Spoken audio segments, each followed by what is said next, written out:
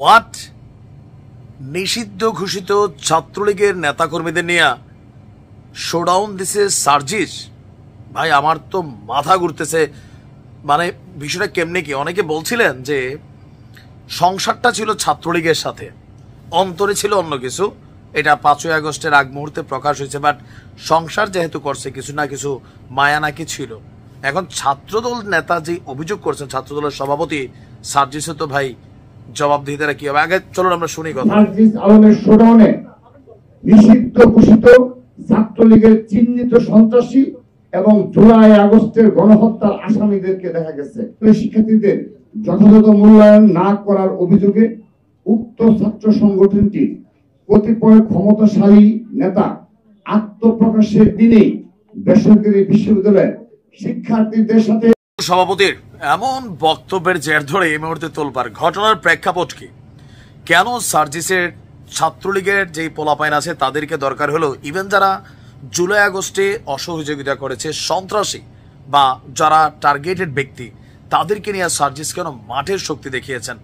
তবে সার্জিস বলছেন ভিন্ন কথা, যে তোমরা টোকাই সন্ত্রাসী বাটপার নিয়ে আমার উপর হামলা চালাইতে গেছো, আমি সরে গেছিলাম, অন্যদেরকে পিটাইয়া হাসপাতাল পাঠিয়েছো। খেয়াল আছে গত 2 দিন আগে গভীর রাতে প্রাইভেট বিশ্ববিদ্যালয়ে একটা ইফতার অথবা প্রোগ্রামে গিয়েছিলেন সার্জিস। সেখানে তার উপরে এবং তার সতীর্থদের উপরে ছাত্রদল নেতা শাকিলের নেতৃত্বে একদল সন্ত্রাসী টোকায় হামলা চালিয়েছে এমন অভিযোগ যখন সার্জিসের ছিল।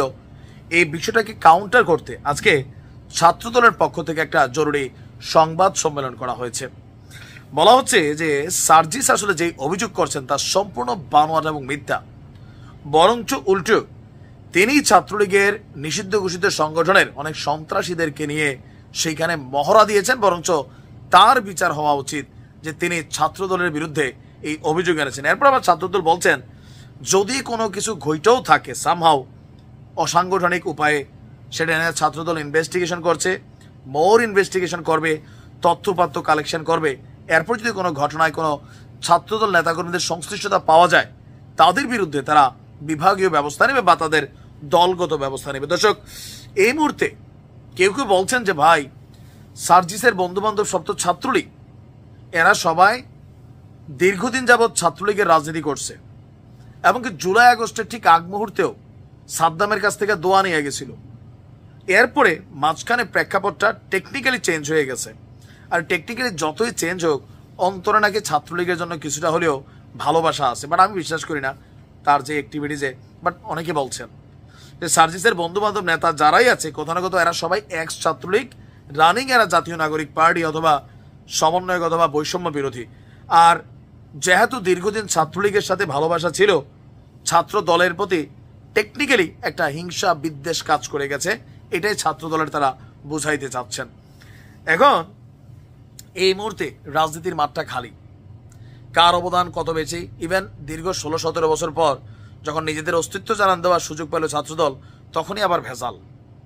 এই সকল কিছুর মধ্যে সার্জিসের বিরুদ্ধে যে অভিযোগ, নিশ্চয়ই তিনি এটা খণ্ডন করবেন। আসলে কি ঘটছে দেশের মাঠে আমরা সবাই খালি অবাক চোখে তাকিয়ে রই, কখন কি ঘটে যায়। দেখি সার্জিস কি রিপ্লাই দেয়। ভালো থাকুন।